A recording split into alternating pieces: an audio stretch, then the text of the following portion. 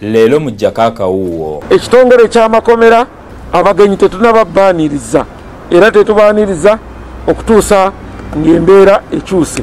Bannannyini mirimu egyo egyatagguluddwa baba bamanyi bulungi nti mu wiiki 2 nga ziweddeko bajja kuba batandika okukola emirimu gyabwe. Leero mu Jakakawuwo. Omulambo gw'omusajja atannategeerekeka mannya ogwazuuliddwa nga gubbidde mu kagga Katogo Zone mu Bwende District. Ono katumulaba kati twamanyi bamutiddewa baleese buleesi oba bamutidde ne badde ne bamusuula nga tutula mu kiru kyafe omulambo. Leero mu Jakakawuwo. Zonna kati tobazaabira amazzi gavairanga eri wansi kati gakyabeera mu bibira.